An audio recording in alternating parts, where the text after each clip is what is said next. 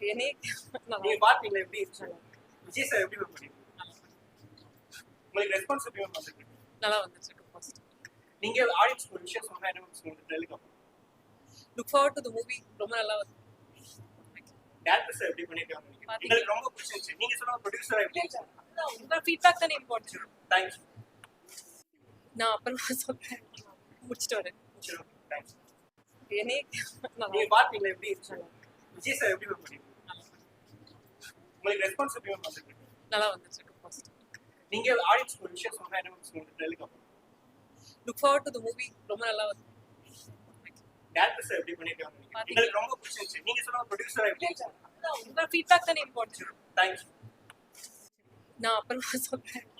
முடிச்சிட்டு வரேன். சரி தேங்க்ஸ்.